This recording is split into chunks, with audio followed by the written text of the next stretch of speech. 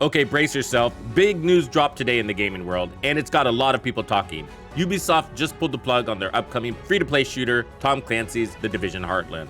Yep, you heard that right. It's game over for Heartland. Entering Dog Zone. So, why the sudden change of heart? Well, Ubisoft just had their annual earnings released this morning, and, well, according to Ubisoft, they're shifting gears to focus on what they call bigger opportunities. Translation, they've got their sights on projects like X-Defiant and Rainbow Six, leaving poor Heartland in the dust. It's a big bummer for sure, especially for those who were eagerly waiting for Heartland to hit the scene, like me. The game was in the works since 2021, being cooked up by the folks over at Red Storm Entertainment. But despite going through some testing phases, it looks like it's destined to remain a lost treasure. And Ubisoft's not stopping there. They've been on a bit of a cancellation spree lately, axing not just Heartland, but also 3 other mystery games, and even Immortals Phoenix Rising 2. But hey, it's not all doom and gloom. Ubisoft CEO Yves Guillemot seems pretty upbeat about the whole thing. He's talking about record earnings, plans for some killer new releases like Assassin's Creed Shadows, which debuted this morning by the way, and a major focus on open world adventure games. Plus they're diving deep into some next gen AI tech. There was mention of Neo NPCs and stuff like that. Sounds like they've got big dreams. So what are we going to take away from all of this? Well, for sure it's a reminder that nothing's set in stone. Sometimes games get the green light and sometimes they don't. The gaming industry is at a volatile moment. We're seeing studios being shut down everywhere, even by Microsoft. It's been making headlines lately. But how's the Division community going to react to this bombshell from Ubisoft? Well, there's going to be some lashing out for sure. First off, there's going to be some serious disappointment. I mean, imagine waiting with bated breath for the Division Heartland, only to have it yanked away at the last minute. At this stage, we've been on our toes anticipating a release date at any moment. After all, they've been hyping up Heartland for quite a while. But once the initial shock wears off,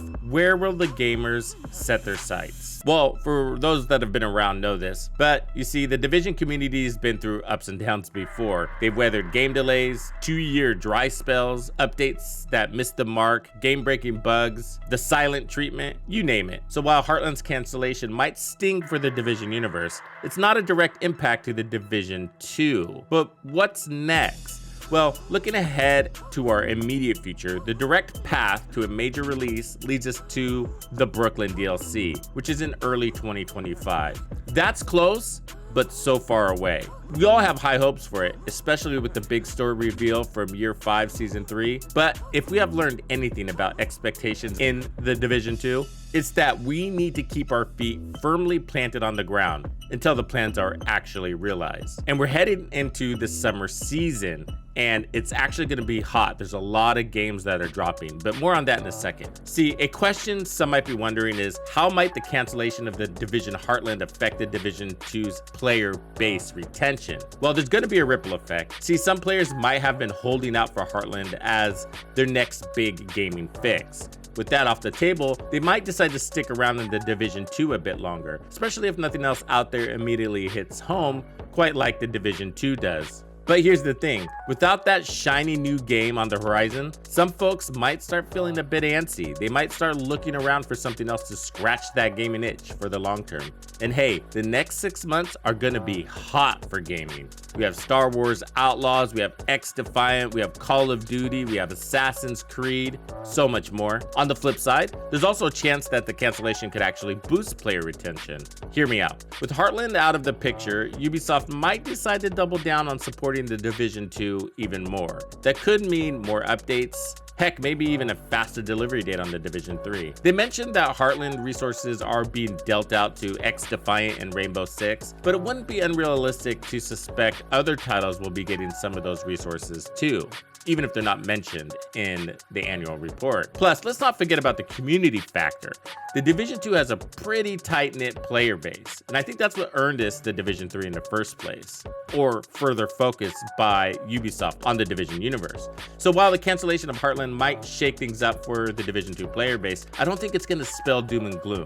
Well, there's bound to be some disappointment in the Division community. If anything, it might just be a bump in the road. I was looking forward to Heartland also, and I am disappointed as the next Division fan when something in our universe doesn't go as planned. But there might be a silver lining in Ubisoft's decision to cancel The Division Heartland. Believe it or not, this could actually be a blessing in disguise for The Division 2 and its loyal player base. Although I was excited for the game, I still, to this day, wasn't sure where it fit into our universe, really.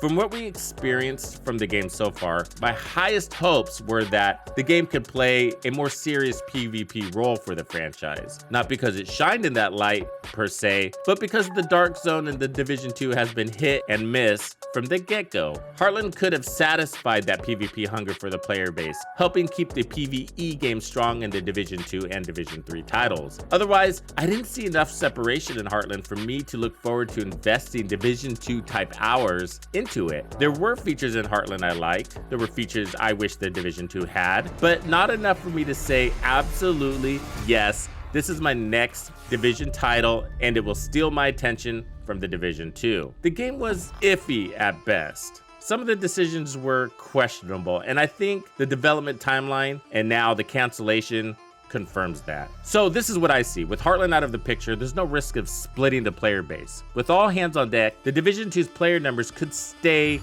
strong, keep growing, keeping the community vibrant and active enough to warrant more support and stronger releases. This is where the heart of the player base is. And so we want to keep them together. See, if Heartland actually launched and split the player base by pulling players to it, and then the game bombed, it sucked, and couldn't hold player investment for the long run, there's a chance we could have lost all those players forever. On the other hand, I do suspect we will hear some players choosing to leave the franchise now due to the announcement, but I think that was a calculated risk Ubisoft took, perhaps an acceptable loss. With all eyes on The Division 2, Ubisoft might decide to give it more resources and attention. Without another game stealing the spotlight, they could pour resources into beefing up the current game's content, polishing up the mechanics, and hustling on to Division 3. A strong, thriving Division 2 community is the best way to set the stage for an epic launch of the Division 3 down the line, which we desperately need. A devoted fan base, hungry for more adventures, eagerly diving into the next chapter of the franchise. If the Division 3 hits hard, we have a long future to look forward to.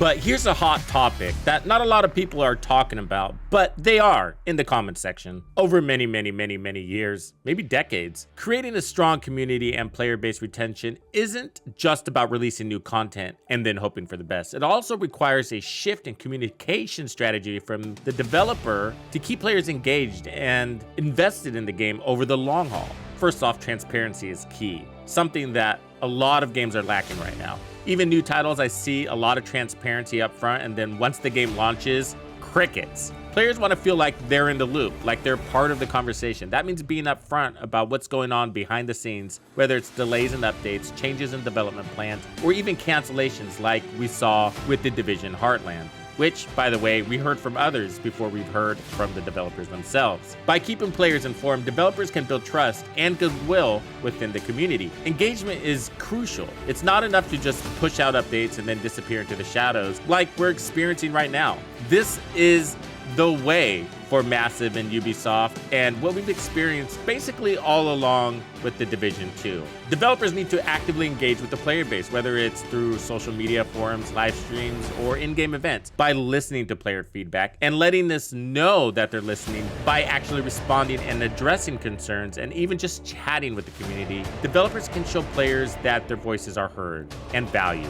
Such a simple formula, and nobody is doing it. I feel like the developer that nails this is going to shine. But it's not just about nailing it up front, it's about holding true to it at your core as part of your values as a developer. And let's not forget about setting expectations. Players need to know what to expect from the game, both in terms of upcoming content and the overall direction of the game. That means laying out a roadmap of future updates, being clear about what's on the horizon, and managing player expectations accordingly. When players have a clear understanding of what's to come, they're more likely to stick around for the ride. Finally, it's important to foster a sense of community within the player base. Games like The Division thrive on multiplayer interactions. We got a strong community, so developers should actively encourage players, share tips, strategies, and just generally hang out in the game from time to time. By building a strong, supportive community, developers can help ensure that players keep coming back for more long after their initial excitement of launch has worn off. So player base retention requires a proactive and transparent communication strategy that engages players, sets expectations, and fosters community. By getting it right, Ubisoft can help ensure that their game remains a favorite for years to come. We need to see more of that. And when do we need it? Now. So yeah, while the cancellation of Heartland might sting at first, it could actually be the catalyst for some interesting things in the world of The Division. But who knows what the future holds? All I know is I'll be right there alongside my fellow agents, ready for whatever comes next. Thank you for hanging out with me today. My name is Tuxedo Bandido, and this was another episode of The Division 2. If you found this video helpful, subscribe, like, and turn on notifications to ensure you don't miss out on the fantastic experiences waiting for you in The Division 2. And if you like builds like this, check out the recommended build video I have here for you. If you have anything you want to see covered, be sure to let me know in the comments below. And thank you to all the channel members and donors who make everything possible. Tux Nation wouldn't be without you. When you buy a game from Ubisoft, enter the creator code Tuxedo Bandido to support the channel. Easy peasy.